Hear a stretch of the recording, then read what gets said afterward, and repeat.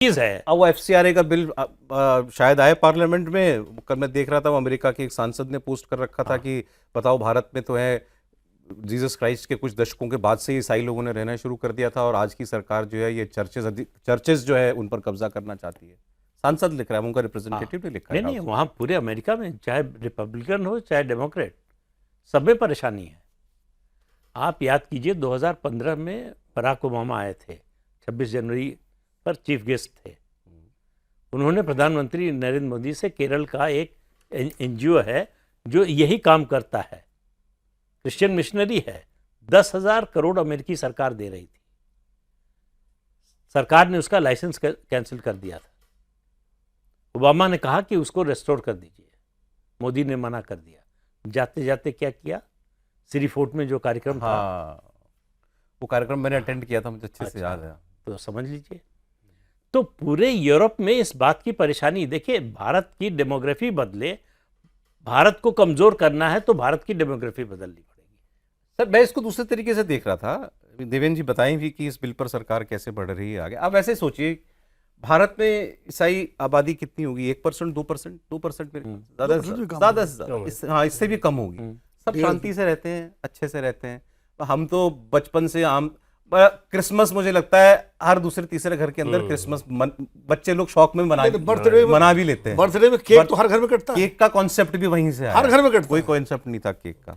तो मतलब इंक्लूसिवनेस की बात जहां तक आती है तो वो तो पूरी तरीके से है। कैसे है, पूरा नॉर्थ ईस्ट जो है कन्वर्ट हो गया। मैं कह रहा हूं कि कहीं कोई बिटरनेस नहीं है, मेजॉरिटी के मन में कोई बिटरनेस नहीं है। नहीं, मेजॉरिटी बचेगी तब तो बिटरनेस होगी। हाँ, लेकिन तब भी इतनी छोटी मिनिस्कुल माइनॉरिटी के लिए अमेरिका जैसा देश वो क्यों कंसर्न्ड है, जो शांति से रह रही है? आप क्यों कंसर्न हो? इसका मतलब आप या तो इतनी भारी मात्रा में पैसा भेजते हो कि आपको लग रहा है कि पैसा रोक दिया जाएगा।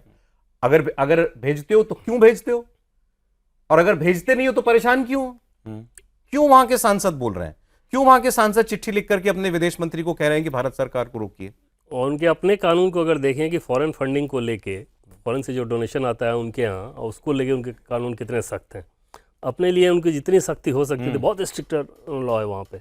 वहाँ आप सब कर रहे हो, यहाँ रेगुलराइज करने की कोशिश की जा रही है। तो उसमें ऐसा इस कानून में है क्या कि इतना विरोध हो रहा है? मतलब जैसे 2-3 चीज़ें हैं। पहली बात तो ये कि जिस मकसद से आपका पैसा आ रहा है उसी मकसद में आपको खर्च करना है। मतलब ब्लॉग चैरिटी के नाम से इसके लिए धर्मांतरण में खर्च करना, इसमें कुछ गलत नहीं है, ठीक है। मतलब कि मंगवा रहे थे पैसे और धर्मांतरण करना शुरू कर दे, वो काम नहीं होगा। मतलब शिक्षा के लिए आ रहा है, शिक्षा अगर आ रहा है, शिक्षा हेल्थ के लिए आ रहा है तो आप हेल्थ पे करें, ठीक है। दूसरी चीज़ की, अगर आपका लाइसेंस जो मेन मतलब मुख्य मकसद, जो इस लाने का मुख्य मकसद सरकार के यही है, ये धर्मांतरण पे रोक इससे कैसे लगाया जाए, उस पैसे का दुरुपयोग हो रहा है। बाकी चीजें रेगुलराइज करने के लिहाज से ये है कि जैसे मान लीजिए आपका लाइसेंस धर्मांतरण के मद में तो कोई पैसा आ भी नहीं सकता ना, वैसे भी वो तो अलाउड ही नहीं है। तो उसमें आप मंगा रहे हो दूसरे पैसे से, उसको खर्च कहाँ कर रहे हो पता ही नहीं है। नहीं, जैसे आप 40-45% तक दिखाते थे एडमिनिस्ट्रेटिव खर्च, वो पैसा निकाल के लगाते थे उसमें। सरकार ने कहा 10% से ज्यादा एडमिनिस्ट्रेटिव खर्च नहीं हो सकता। दूसरा, सरकार कहाँ कहाँ अकाउंट खोजे कि किस अकाउंट में कहाँ, कर दिया कि एफसीआरए का अगर लाइसेंस मिला है तो दिल्ली की स्टेट बैंक ऑफ इंडिया की मेन ब्रांच में ही अकाउंट खुलेगा। अच्छा, उसके अलावा कहीं नहीं खुल सकती। हमको ऑडिट करना है तो एक ही तुरंत पता चल जाएगा कहां से आया, किसने भेजा। एक जो मैं पढ़ रहा था इसमें ऐतराज था कि भाई कोई ऐसा क्लॉज है कि अगर आपका लाइसेंस रिन्यू नहीं हुआ, या आपने रिन्यूअल के लिए नहीं डाला, या हमने कैंसिल कर दिया, तो उस पैसे से अगर आपने कोई संपत्ति खड़ी की है तो कोई एक बॉडी बीच में बनेगी, उस बॉडी का वो अधिग्रहण कर लेगी और कुछ समय के बाद वो संपत्ति सरकार की हो जाएगी। तो ये सौरभ नेचुरल वे में इस लिहाज से होना चाहिए ना कि उसका कोई मालिकत्व, स्वामित्व तो किसी के पास है नहीं, वो आया है ट्रस्ट के मकसद से, तो ट्रस्ट का लाइसेंस रद्द हो गया, फिलहाल एक डेजिग्नेटेड अथॉरिटी के पास आ जाएगी। अगर आप दोबारा रिन्यू करा लिए तो वापस आपको उसी रूप में वापस हो जाएगी। तीसरी चीज की, डेजिग्नेटेड अथॉरिटी के पास जब रहेगी तो उसका अगर धार्मिक स्वरूप है तो उसके मूल स्वरूप को बरकरार रखा जाएगा।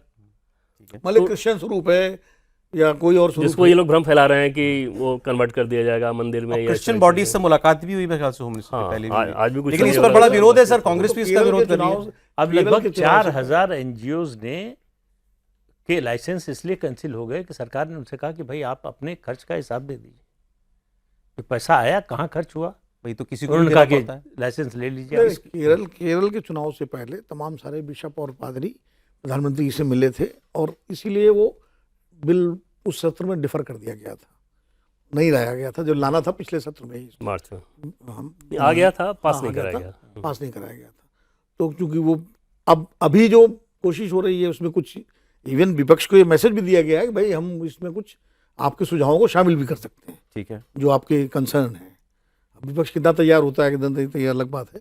लेकिन ये बात सही है कि एफसीआरए कानून में संशोधन की तो बहुत गुंजाइश है, पहले भी इस पर सवाल उठते रहे हैं। इवन मनमोहन सिंह के टाइम में भी इसको लेकर के कई बार बात हुई अच्छा, थी, बात होती थी। हुआ नहीं था, अलग बात है, लेकिन बात होती थी ये तभी। बना ही 1976 में है ये कानून। अच्छा,